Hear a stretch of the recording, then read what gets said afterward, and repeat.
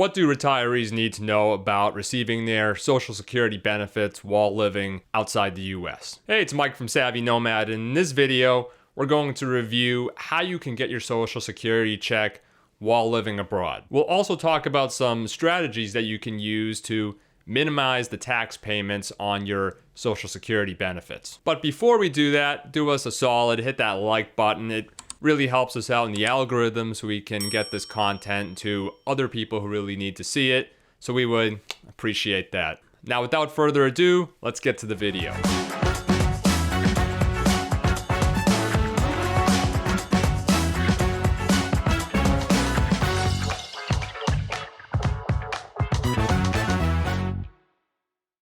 First of all, if you're wondering if you can still collect your Social Security benefits while living outside the US, the good news is that in most cases, you certainly can. Before you do anything though, you want to head over to the Social Security Administration's payments screening tool. This will help you find out if there are any restrictions that apply to your destination. We'll drop a link to that in the video description, so make sure you head there before you do anything. Now, if you happen to live in a place like Cuba, it might be hard to get your benefit, and in that case, payments are held until you relocate to a country where benefits can be distributed. Assuming you aren't one of those rare exceptions, it's pretty easy to get your benefit. All you need to do is make sure you follow certain guidelines. First, you need to update the Social Security Administration with your current address and respond to any eligibility questionnaires that they send, which is usually about every 1 to 2 years. Missing these can lead to a temporary suspension in your payments, so make sure that you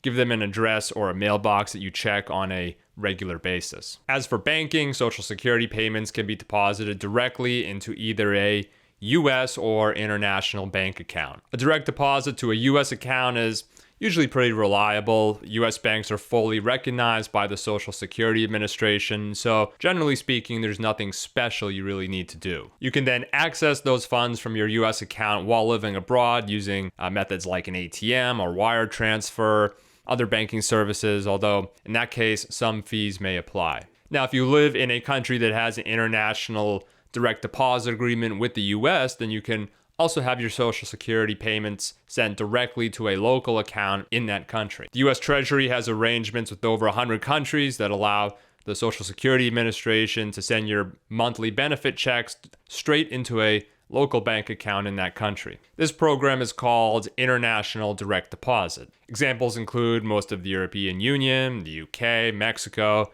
Canada, Australia, and most of Asia. Remember that expats with foreign financial accounts must file an FBAR if the aggregate balance of their foreign accounts exceeds $10,000 at any point during the year. FBAR filing is separate from the US tax returns and must be submitted annually through the Financial Crimes Enforcement Network. Now, if you do plan on maintaining a US bank account for your Social Security payments, then you're going to need to provide the bank with a U.S. residential address. U.S. banks and financial institutions generally require account holders to maintain a U.S. residential address due to the Patriot Act. Most banks no longer accept P.O. boxes or mail forwarding addresses for these regulatory purposes. If you don't do this, then you risk the bank closing or freezing your account, which if you follow expat communities, you know that this has been happening more and more in recent years. Another benefit of a U.S. residential address for retirees is that it really simplifies communication with the Social Security Administration and Medicare. While it's possible to receive Social Security Administration mail while you're abroad,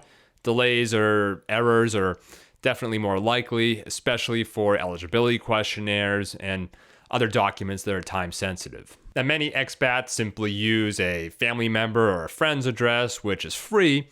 But the downside of that method is that the bank might ask you for proof of address like a lease or a utility bill. Another option is to use our domicile service here at Savvy Nomad. We specialize in obtaining real residential addresses for expats and retirees in the state of Florida, which is tax-free. We handle all the paperwork and coach you through the process, so if you're interested, make sure you check that out. Link is in the video description. And If you do decide to sign up, make sure you use the code YouTube for 15% off. Now, when it comes to taxes, living abroad doesn't exempt you from income tax on your Social Security payments. Your host country might also tax your Social Security benefits, so if that's the case, make sure you apply for the foreign tax credit, which allows you to offset U.S. tax liability on the same income. You can learn more about that in our full video on the foreign tax credit. Check out the link in the video description. Another tax issue, when you live abroad, your U.S. state of residency still plays a role in your tax obligations. Some states continue to tax residents even when they move abroad, so that can lead to state taxes on Social Security benefits or retirement income. To avoid these taxes, consider establishing a domicile in a no-income tax state such as Florida, Texas, or Nevada. Again, Savvy Nomad can help you out with this step. Make sure you check us out at savvynomad.io. If you enjoyed this video, you want more expat tax tips and financial strategies, follow our channel. We also just launched a weekly newsletter. Check that out. You can join the email list in the link in the video description. And finally, if you enjoyed this video, again, hit that like button. It really helps us out in the algorithm and it costs you nothing. Until the next video, safe travels and happy tax planning.